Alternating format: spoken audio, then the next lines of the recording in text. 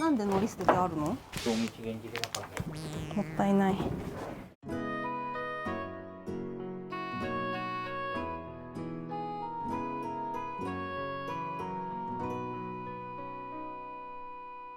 こんにちは。整理収納アドバイザーの七尾明子です。今回で6回目となるお片付けドキュメンタリー企画、片付けで人生を変えたい。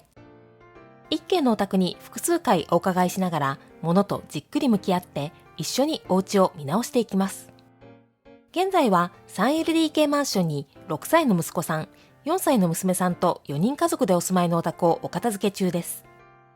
これまで第1話ではリビング横の子供部屋、第2話ではリビングのテレビ台、第3話ではダイニング横の書類や小物収納、第4話では物置部屋のお片付けを行い、そして前回の第5話ではクローゼットの洋服を整理しました。予定ではお片付けも残りあと2回。まずは今回お片付けをする箇所について現状をヒアリングしていきます。ということで、今回はこの廊下収納を、やっていくんですけど、はい廊下収納単体でというよりは、はい結構そのなんていうか一番問題というか改善したいところとしては多分キッチンの方が、多くなってくるかなというふうに思うので、結構やっぱりキッチンがかなりやっぱりその収納量に対して物の量が多分今多めっていう形になってると思うので、逃がせるものはなるべく廊下収納に逃がして、でキッチンはキッチンにどうしても置きたいものを中心にっていう形で、やっていけるといいかなというふうに思います。上の方に結構そのなんかベビー用品とかが残ってたりすると思うんですけど、結構見直したら減りそうなものもありますかね、今ここにあるもので。そうですね。例えば、ベビー用品以外だとなんかこれは減らせそうってものってありますか？この中は見直したらちょっとお菓子作りのキットとか、型とかなんですけど、多少はこれですかね。これが多分私の趣味系のグッズというかで、あと結構日用品ストックが例えばカイロであるとか、結構ねガムテープとか、あとゴミ袋とか、これがちらほら残ってるかなっていう感じなんですけど、その辺のものは、ここの廊下収納に残したいものってありますか？クローゼットでもいいのであればなるべくクローゼットに寄せた方が分類としては分かりやすいかなと思うんですけど。クローゼットで全部大丈夫だと思います。ゴミ袋とかはどうですか？ゴミ袋も最近は無印のくるくるってつながってるやつばっかり使ってて、そんなに稼働率高くないんでクローゼットで大丈夫。あと使い捨てのコップとか紙皿とかが結構あると思うんですけど、この辺はそんなに使う感じではないですかね。そうですね。なんか災害対策みたいな感じで買ってある。じゃあ防災用品のところに近いですかね。じゃあちょっと入りきらなくて上に持ってきたっていう感じですね。わかりました。あと上はベビー用品以外ってなんかどういうものがありそうですかね。子供の髪を切るときに使うやつ、ケープとハサミと、あとはテープのストック。これはハロウィンの飾りだったかな。でこの下は何だろう。謎みたいな。謎です。謎が入っています。じゃあなんかここじゃなくても良さそうなものが多いかなっていう。これあれだいらないです。いらないかもしれない。あとお子さんのケープとかも子供部屋のクローゼットでも別にいいかなって感じですかね。であとこのなんだワゴンみたいなやつなんですけど、これお子さんのお菓子っていう感じですかね。そうですね、基本は。で結構やっぱりここ廊下の幅の問題もあって、あとここの扉開けちゃうと結構人通れないみたいなのがあるので、なくて済むならそれに越したくないと思うんですけど、閉まっちゃって大丈夫な感じです。大丈夫です。これぐらいだったら全然開けれるんで自分で取れるので、ただここぐらいの高さにお菓子があると取りやすいかな。だから下から2段目か3段目ぐらいの高さ。3段目ぐらいに欲しいなっていう感じです。でキッチンの方なんですけど、一番最初にいただいたお写真よりは多少このデローンってことでデローンがいなくなだいぶ減った感じはありますけど、でもやっぱりこの辺って結構ごちゃっとしやすい感じかなと思うんですよね。結構どういうものが今ありますかね。この辺はなんか季節のかき氷とか、あとはポップコーンのバケットですかね。あと食品のストックが若干いたりとか、特になんかもう定位置がしっかりと決まってないので、この辺がごちゃごちゃするっていう感じで。あと食品系のストックでいうとここの下もそうなんでしたっけ？そうですね。ここの下ちょっと食品ストックあります。ただでもそんなにめちゃめちゃ量があるわけではなく。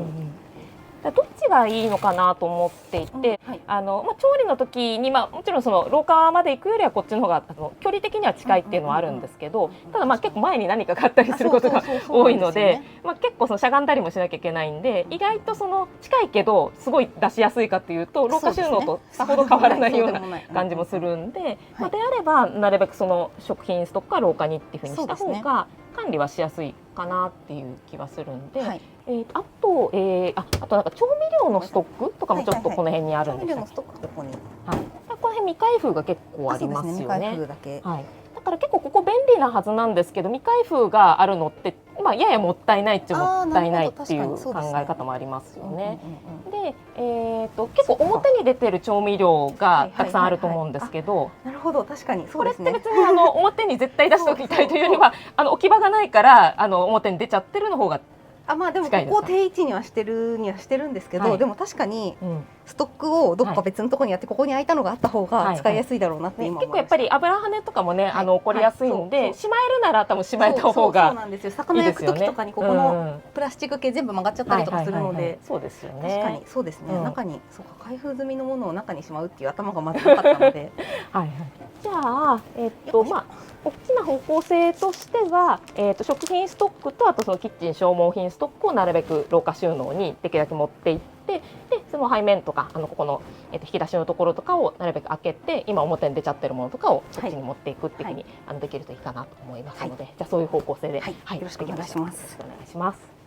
ということで、早速廊下収納の中身を全部出しして、カテゴリーごとに分けながら整理していきます。多分今上にある、シンク下ラックみたいなやつあると思うんですけど、あんまりなんか上段だとこう分けても結局上が届かないみたいになっちゃうから、多分真ん中ら辺に持ってきた方がいいのかなってちょっと思ってます。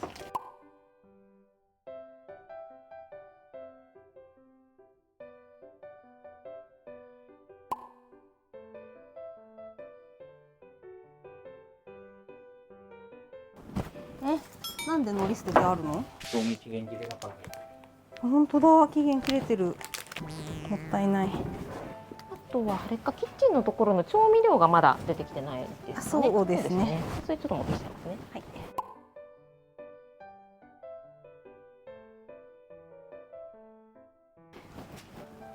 これとかポップコーンバケットはどこですかね。その他ですかね。お子さん用として取ってます。そうですね。だとしたら子供部屋のクローゼット上段とかでもいいのかなっていう。確かに。なんかキッチンかと言われると、なんかレジャー用品とかと近いですもんね。じゃあもう向こう持ってっちゃって。持ってっちゃって。防災食は今この量がマックスぐらいな感じですかね。これとあと段ボールに入ってるやつも？そう。これは水ですよね。今あるのって。水とお米。で多分全部。じゃあ段ボールのやつはあれ新しく買わなかったっけ？もうストックの管理ができてない。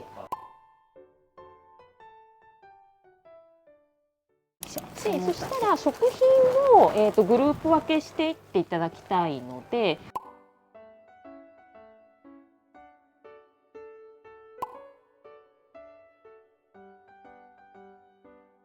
やばい、イーストがめっちゃ余ってる。2箱もある。なんで？これ全部あとお菓子だよね。この下とこれとこれがお菓子、具材、海苔めちゃめちゃあるの。ダメか。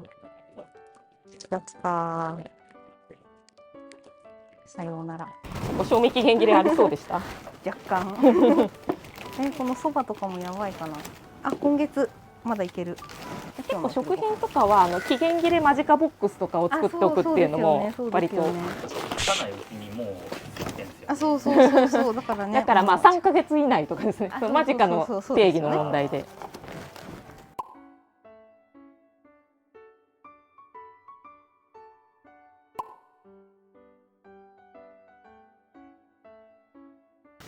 ただあれですね、本当はお子さんの取りやすさ考えるとこっちの段の方がきっといいんだろうなって感じなんですよね。今この高さでもまあ高い感じがするので、そうですよね。玄関ってもう結構パンパンですかね。パンパンですね。そうですよね。でもまだ捨てられるものはありそうなんで。紙皿とかは上の段とかでもいい気がしてるんですけど、だからあとはこれだけ抜き出して、はい、こっちにやって、でこの中身を上の段にして、やればいけるか。そうですね。その人のものって、お菓子のやつとか中身まだ細かく見てないですよね。そうですね。はい、そこちょっとチェックしていただいて、はい、もしもう処分できるものがあったらちょっと処分していただいて。はい、私的にこのシリコンカップはもういらないかな。紙とかは消耗品のは使えるけど、これもゴミでお願いします。じゃあさ、このカイロたちさ、多分クローゼットの辺に収納場所作ってもらってるから、そっちに置いた方がいい。クローゼット、そう、あっちのクローゼットにカイロのとこある。日用品系をクローゼットのところに持ち手付きのケース結構使ってたと思うんですよね。はいはいはいはい。でそれにできれば揃えて、で上の段がまだ空いてた記憶があるので、そこをうまくこう使いながらちょっと重さとか考えて置けるとありがたいなっていう感じなんですけど。はい、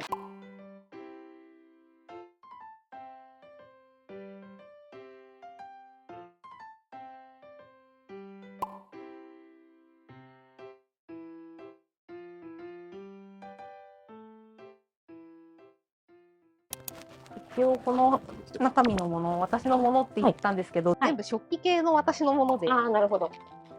どうしようかな。使いそうですか？それともコレクションって感じですか？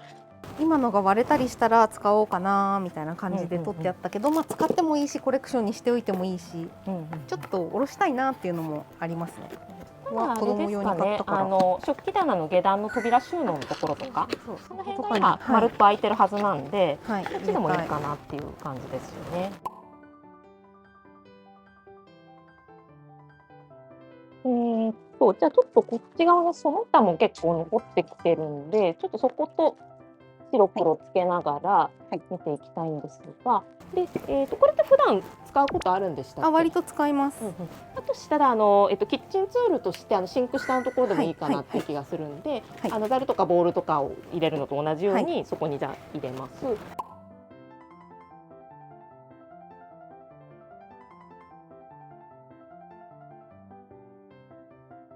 今回は約1時間半ほどで作業が終了。では、今回のお片付けのビフォーアフターの様子をご覧ください。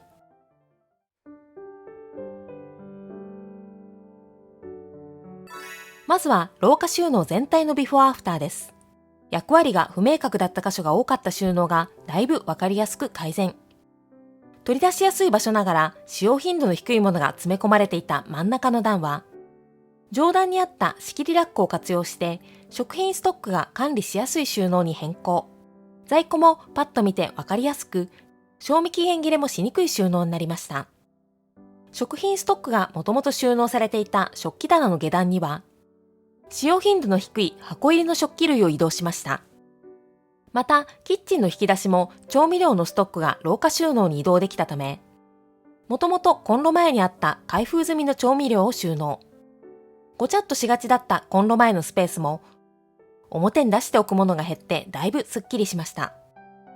廊下収納の下から2段目は、防災リュック以外に消耗品ストックや使用頻度の低いものがなんとなく置かれていましたが、こちらを移動してお子さんでも届く高さにお菓子を取り出しやすく収納。